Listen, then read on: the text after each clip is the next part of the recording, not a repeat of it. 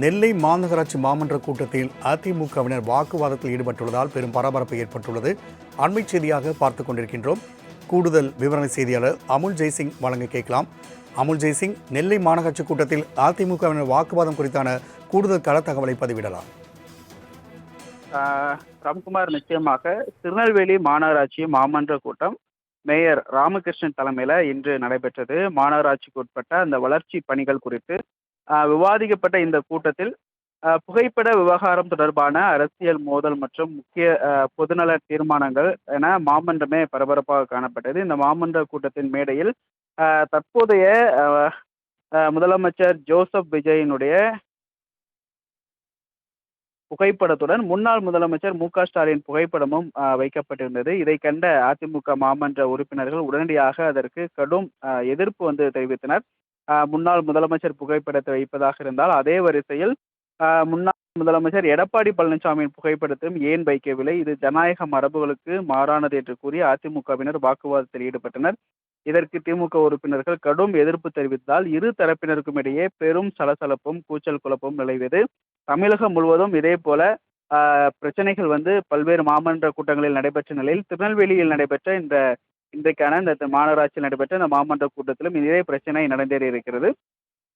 Mayor மற்றும் அதிகாரிகள் சமாதானம் செய்தும் கூட்டத்தில் பிரச்சனை நீடித்து கொண்டே இருந்தது. இதனால் சிறிது நேரம் பரபரப்பாக காணப்பட்டது. இதையடுத்து கவுன்சிலர்கள் தங்கள் இருக்கைக்கு முன்பாக மட்டுமே புகைப்படத்தை வைத்துக்கொள்ள அனுமதி உள்ளதாகவும் வேறு எங்கும் வைக்க அனுமதி இல்லை எனவும் மேயர் திட்டவட்டமாக தெரிவித்தார். மேலும் அவையின் சட்டத்திற்கு புறம்பாக நடந்து கொண்டால் சஸ்பெண்ட் செய்யப்படுவார்கள் எனவும் அவர் எச்சரிக்கை விடுத்தார். இந்த கடும் வாக்குவாதங்களுக்கு இடையே நடைபெற்ற இந்த அவசர கூட்டத்தில் மொத்தம் 94 தீர்மானங்கள் கொண்டு வரப்பட்டன. கூட்டம் தொடங்கிய வெறும் 8 நிமிடங்களிலேயே அனைத்து தீர்மானங்களும் நிறைவேற்றப்பட்டு விட்டதாக அறிவித்துவிட்டு மேயர் அவையிலிருந்து புறப்பட்டு சென்றார். இதில் முக்கியமாக மாநகராட்சி பகுதிகளில் குடிநீர் கட்டணத்தை 50% முதல் 200% வரை உயர்த்த ஒப்புதல் அளிக்கப்பட்டிருக்கிறது. முன்பு வீடுகளுக்கு சீரான முறையில் 100 ரூபாய் குடிநீர் கட்டணமாக வசூலிக்கப்பட்டு வந்த நிலையில் தற்போது வீடுகளில் பரப்பளவுக்கு ஏற்ப கட்டணம் மாற்றி அமைக்கப்பட்டிருக்கிறது. அதன்படி 600 சதுரடிக்கு உட்பட்ட வீடுகளுக்கு 120 ரூபாயும், 1200 சதுரடிக்கு உட்பட்ட வீடுகளுக்கு 150 ரூபாயும், 1800 சதுரடிக்கு உட்பட்ட வீடுகளுக்கு 180 ரூபாயும், 10,000 சதுரடி வரை உள்ள வீடுகளுக்கு 300 ரூபாயும் குடிநீர் கட்டணமாக வசூலிக்க தீர்மானம் நிறைவேற்றப்பட்டிருக்கிறது.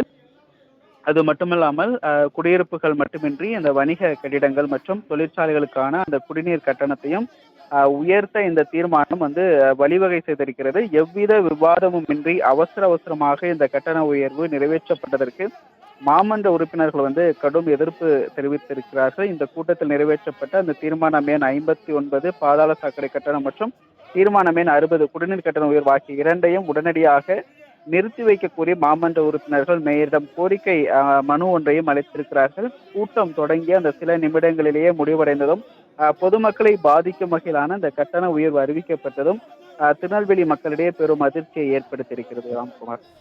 அமுல் ஜெய்சிங், தகவலுக்கு நன்றி.